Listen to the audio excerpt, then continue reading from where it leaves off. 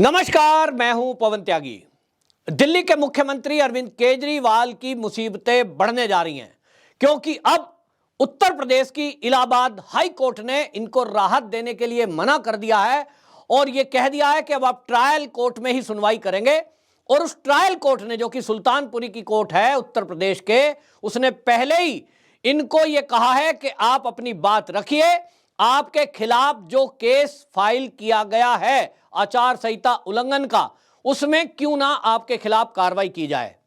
आपको बताएं, मामला है 2014 के लोकसभा चुनाव का, जब अरविंद केजरीवाल जी अमेठी में एक जनसभा को संबोधित कर रहे थे और उन्होंने उस समय एक विवादित बयान दिया। उन्होंने कहा कि जो भारतीय जनता पार्टी को वोट करेगा उसको खुदा भी माफ नहीं करेगा और जो कांग्रेस को वोट करेगा वो देश के साथ गद्दारी होगी। इस शब्द को लेकर के ये माना गया कि वो धर्म विशेष के लोगों को संबोधित कर रहे थे, क्योंकि खुदा शब्द एक धर्म विशेष से जुड़ा हुआ है और उनको वो धर्म से जोड़ते हुए डराने की कोशिश कर रहे थे कि यदि भारतीय जनता पार्टी को आपने वोट दी तो आपको खुदा भी माफ नहीं करेगा। इसको लेकर के सुल्तानपुरी कोर्ट की थाने में, अमेठी के एक थाने में केस दर्ज किया गया और सुल्तानपुरी कोर्ट में यह केस चल रहा था, जिससे राहत पाने के लिए अरविंद केजरीवाल जी ने इसको हाई कोर्ट और सुप्रीम कोर्ट दोनों जगह वो गए और उन्होंने अपनी दलील दी। उन्होंने कहा कि मैं किसी धर्म विशेष के बारे में बात नहीं कर रहा था, मैं तो एक सिंपल बात कर रहा था और इसमें मुझे राहत दी जाए, और पिटीशन को रद्द करने की भी मांग की। और इस मामले में आपको बता दें, ये ट्रायल कोर्ट ने 6 सितंबर 2014 को इनको सम्मन जारी किया था। इस सम्मन से बचने के लिए ये अगस्त 2022 में एसीजीएम की कोर्ट में गए और इन्होंने याचिका डाली कि इस केस को डिस्चार्ज कर दिया जाए। लेकिन आपको बता दूं, कोर्ट ने इस केस को डिस्चार्ज करने से मना कर दिया और टिप्पणी की कि मामला गंभीर है। आपके बयान से, जब आप एक विशेष धर्म को संबोधित कर रहे हैं, खुदा का नाम ले रहे हैं, आपके इस बयान से लोगों के अंदर आपने डर पैदा किया। और आपको बता दें, चुनाव आचार संहिता में यह नियम है कि यदि वो चुनाव आचार संहिता लागू है और कोई भी राजनीतिक दल यदि किसी मंच से भाषण देता है या वोटरों को लिभाने के लिए किसी धर्म विशेष का नाम लेता है तो उस पर आचार संहिता उल्लंघन का केस दर्ज होता है।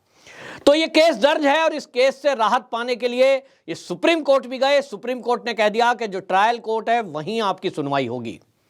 और आप जानते ही हैं, उत्तर प्रदेश और उत्तर प्रदेश की पुलिस, फिर वहां की जेल, ये सब सोचते हुए अरविंद केजरीवाल जी इससे बचने का रास्ता खोज रहे थे, लेकिन सुप्रीम कोर्ट और इलाहाबाद हाई कोर्ट दोनों ने इनको राहत देने से मना कर दिया।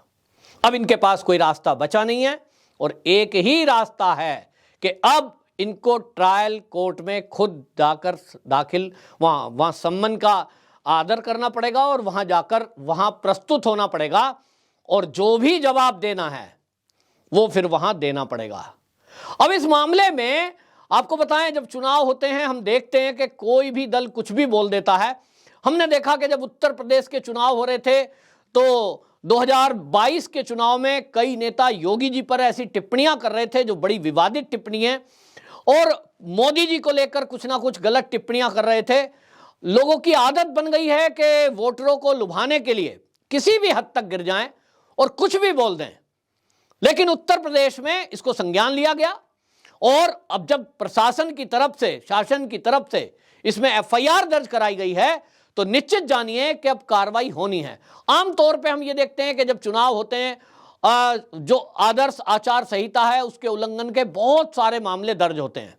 उसमें बहुत सारे मामले ऐसे भी होते हैं जिसमें कई बार तो ऐसा है कि आपको प्रचार का टाइम निकल गया है, उसके बाद भी आप प्रचार कर रहे हैं, तो थोड़ा बहुत अर्थदंड लगा करके वहां उस मामले को छोड़ दिया जाता है कि भाई ठीक है, इनको 5 बजे तक प्रचार करना था और ये इससे आगे भी कर रहे हैं। कि कुछ लोग अपना वहां गाड़ियां ज्यादा ले रहे हैं, तो इस तरह की कई बार आपत्ति होती है। लेकिन ये जो अरविंद केजरीवाल के खिलाफ धारा जो लगी है, इसमें रिप्रेजेंटेशन ऑफ पीपल एक्ट 1951 की धारा 125 लगाई गई है जो बहुत गंभीर है। इसमें आपको बता दें कि ये धारा है जो हमारे जनप्रतिनिधि हैं, चाहे वो संसद के दोनों सदनों का कोई सदस्य हो या विधानसभा का कोई सदस्य हो, उन सब पर ये एक्ट लागू होता है। और अगर इसमें कोई भ्रष्टाचार का मामला है, कोई आपराधिक मामला है, या ये सिद्ध होता है कि इसने जानबूझ करके इनके इस बयान से कहीं कोई वैमनस्य फैला है या दंगा फसाद हुआ है, ऐसे मामले में उस सदस्य की सदस्यता रद्द होने तक का भी प्रावधान है। और आपने देखा कि आजम खान की जो सदस्यता रद्द हुई वो इसी तरह हुई।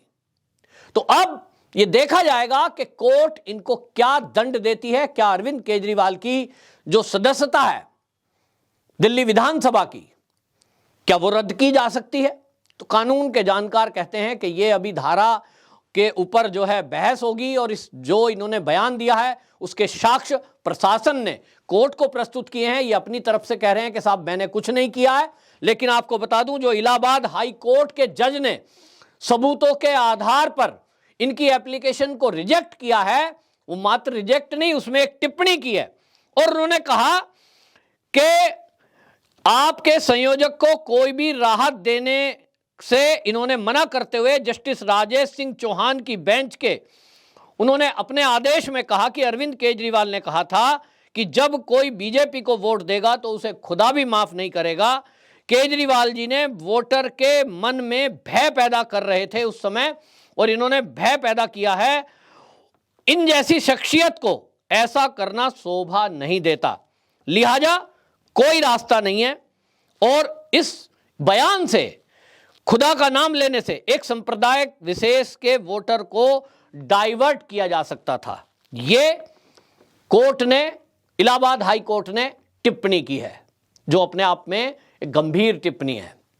तो एक तो बात यह है कि हमने देखा है कि आम आदमी पार्टी के जो नेता हैं कुछ भी बोल देते हैं, और उनको लगता है कि ये कुछ भी झूठ बोल दो, मीडिया में एक बार प्रसारित हो गया, झूठ बड़ी तेजी से फैलता है, बाद में उसको सॉरी बोल दो। हमने देखा कि इन्होंने जो है किस तरह से अरुण जेटली जी थे उनके खिलाफ बोल दिया था, फिर जो है गडकरी जी के खिलाफ बोल दिया था, भ्रष्टाचार के आरोप लगा दिए, फिर कोर्ट में जब केस जाता है तो ये माफी मांग लेते हैं। इसी तरह के आदतन हो गया है कि कुछ भी बोल दो। अभी हाल ही में हमने दिल्ली में देखा कि जब एलजी साहब से मीटिंग करके ये आए, मामला था कुछ फैसलों का जिसमें कि ये कुछ अध्यापकों को विदेश में भेजना चाहते थे टूर पर, और कह ये रहे थे कि भाई हमको जो है अपना विद्यालय है, जो शिक्षा है उसके स्तर को सुधारना है और हमें फिनलैंड में अपने शिक्षकों को भेजना है। एलजी साहब ने इसको ये कहते हुए रोक लगा दी कि भैया अनावश्यक है, किसी भी राज्य के टीचर आप अपनी शिक्षा नीति को सुधारने के लिए पहले देश की शिक्षा नीति से ही शिक्षा ले लो। और अरविंद केजरीवाल तो वो व्यक्ति हैं जो अपनी शिक्षा नीति का ढोल पूरे भारत में पीट रहे थे। पिछले दिनों हमने देखा कि जब गुजरात के चुनाव थे उसी दौरान अमेरिका के अखबार तक में भी वो खबर छप गई, फिर उसका हवाला दिया इन्होंने कि हमारा दिल्ली की जो व्यवस्था है वो तो वर्ल्ड क्लास है। तो सवाल यह है कि जब दिल्ली की स्कूलों की व्यवस्था पहले से ही ऑलरेडी अमेरिका की ऑक्सफोर्ड से भी बढ़िया है, वर्ल्ड क्लास है, तो फिर फिनलैंड में आपके अध्यापक क्या सीख के आएंगे। दूसरी बात, अगर कुछ सीखना है, अध्यापकों को कुछ सीखना है, तो उसके लिए भाई आजकल तो ऑनलाइन सारी जानकारी है, क्या कोर्स हो रहा है, कैसे वो पढ़ाते हैं, ये जानकारी प्राप्त कर लें। और इस जानकारी को प्राप्त करना है तो शिक्षा सचिव को भेज दीजिए, वो जाएंगे, पता करके आएंगे और सारे टीचरों की यहां दिल्ली में एक मीटिंग ले लेंगे। तो कुल मिलाकर के इसको लेकर के विवाद चल ही रहा था। और एलजी साहब से जब मुलाकात करके आए तो इन्होंने बाहर आते ही पत्रकारों से जो बात की वो अपने आप में एक विवाद बन गया। इन्होंने कहा कि साहब एलजी साहब मुझे कह रहे थे कि मैं सुप्रीम कोर्ट को नहीं मानता, मैं ही सुप्रीम हूं, और अब नई बात आ रही है कि साहब मैंने इनका साथ नहीं दिया होता भाजपा वालों का तो इनकी सीट ही नहीं आती। मतलब आप कुछ भी बोल दो। अब इस मामले को देखते हुए यह हो रहा है कि साहब एलजी साहब भी एक इनके ऊपर केस करें। आगे से सूत्र यह कह रहे हैं कि अब एलजी साहब ऐसा करेंगे कि जब इनकी मीटिंग होगी उसकी रिकॉर्डिंग करेंगे, नहीं तो ये बाहर जाके कुछ भी बोल देंगे। तो किस तरह की बातें करते हैं। हमने इनको देखा है कि प्रधानमंत्री जी कोविड को लेकर, प्रबंधन को लेकर जब मुख्यमंत्रियों की मीटिंग कर रहे थे तो ये बड़े आराम से चेयर पे पीछे को बैठकर उबासी ले रहे थे। मतलब प्रधानमंत्री देश का एक महत्वपूर्ण मुद्दे पर चर्चा कर रहा है और ये उसको गौर ही नहीं कर रहे हैं। ये दिखाने की कोशिश है कि मैं इन्हें कुछ नहीं मानता। तो झूठ बोलने की आदत है, यू टर्न लेने की आदत है। लेकिन अब मामला फंसा है उत्तर प्रदेश का। उत्तर प्रदेश में योगी जी का शासन है और योगी जी का शासन है तो समझ लीजिए कि वहां कोई पावर, कोई प्रेशर, कोई रेफरेंस वहां चलता नहीं है। और यही अरविंद केजरीवाल जी के अब दहशत का कारण है कि क्या होगा। तो निश्चित जानिए न्याय होगा। अगर इन्होंने कुछ भी गलत नहीं कहा है तो न्यायालय इस पर संज्ञान लेगी और क्लीन चिट मिल जाएगी। लेकिन अगर कुछ कहा है तो यह भी निश्चित जान लीजिए कि सुप्रीम कोर्ट ने और हाई कोर्ट ने जिस तरह से इनकी एप्लीकेशनों को रिजेक्ट किया है, मामला गंभीर है। देखते हैं अब क्या एक्शन होता है। बहरहाल इनको जो है कोर्ट में बुलाया गया है और माना यह जा रहा है कि उत्तर प्रदेश में अब होगा न्याय।